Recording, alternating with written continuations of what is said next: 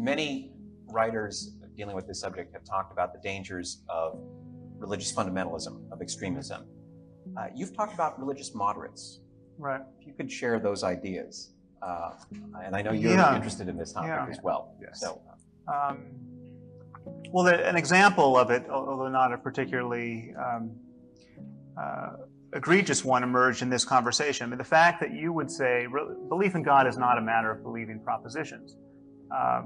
That is the kind of utterance one hears from religious moderates. I don't know how you would describe yourself, but you're not. I'm a fanatic. You're not a fanatic. No. Not about this, though. About other. The problem with saying that is that it effectively covers for. I mean, what you're arguing. Right. This is what religion should be, essentially, and yet it becomes a kind of descriptive claim. This is what religion is, and so we can slip into a mode of not acknowledging just how much mad work and how much needless human suffering is being perpetuated because of explicit propositions so the that moderates people make believe. it acceptable, and you don't really realize how bad things are. Well, one moderates want faith itself to be respected at all costs. And they want the basic project of raising children to be Jews or Muslims or Christians to be respected. And in that context, it is often very difficult to honestly evaluate just how much needless human suffering is being produced on a daily basis by religion. When science began, the aim to achieve it was there, but we didn't know enough. Nowadays, at the end of the 20th century, beginning of the 21st century, we still don't know everything, but we've achieved an enormous amount in the way of understanding. We now understand essentially how life came into being. We know that we are all cousins of all animals and plants. We know that we're descended from a common ancestor, which might have been something like bacteria. We know the process by which that came about. We don't know the details, but we understand essentially how it came about. There are still gaps in our understanding. We don't understand how the cosmos came into existence in the first place, but we're working on that. The scientific enterprise is an active seeking out of gaps in our knowledge, seeking out of ignorance, so that we can work to plug that ignorance. But religion teaches us to be satisfied with not really understanding. Every one of these difficult questions that comes up, science says, right, let's roll up our sleeves and work on it. Religion says, oh, God did it. We don't need to work on it. God did it. It's as simple as that. We have no thrusting force pushing us on to try to understand.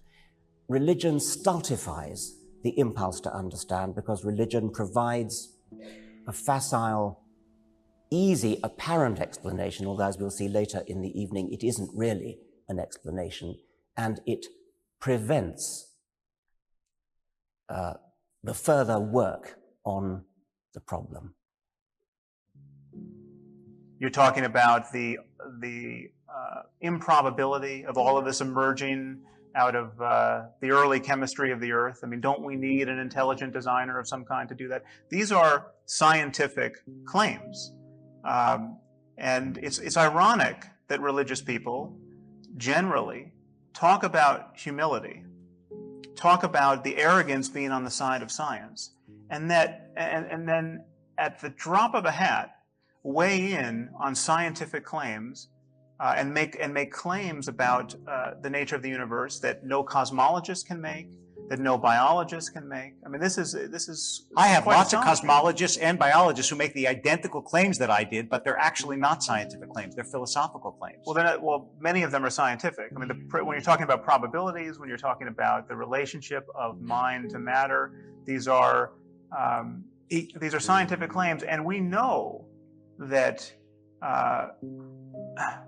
almost everything you take yourself to be as a matter of subjectivity has its basis in the brain, and we know this with one exception. I mean, I have written about this, that we have not reduced consciousness itself to brain function. Fairly formidable exception. It's huge. Yeah. It's huge. But everything else you take yourself to be as a matter of mind, your ability to recognize faces and speak English and form concepts. I mean, people have this naive idea. When you think of yourself as a soul that may yet survive your death, you are thinking of yourself very much intact. I mean, the stories of going into the tunnel of light and recognizing grandma entail a fair amount of mentality. Mentality we know can be disrupted at the level of the brain because we see these neurological complaints all the time. And the proposition is that if you damage a brain a little bit, you destroy English and an ability to recognize faces.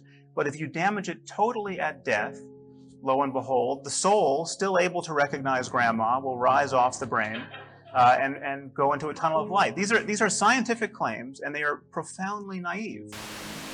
So you have to name for me an ethical action or an ethical statement or moral action, moral statement made or undertaken by a believer that I couldn't undertake or say, I couldn't state or do. I haven't yet had an example pointed out of that to me. In other words, that a person of faith would have an advantage by being able to call upon divine sanction. Whereas if I ask you to think of a wicked act undertaken by someone in the name of God or because of their faith, you wouldn't have, or a wicked statement made, you wouldn't have that much difficulty, I think, in coming up with an example right away. The genital mutilation community, for example, is almost exclusively religious.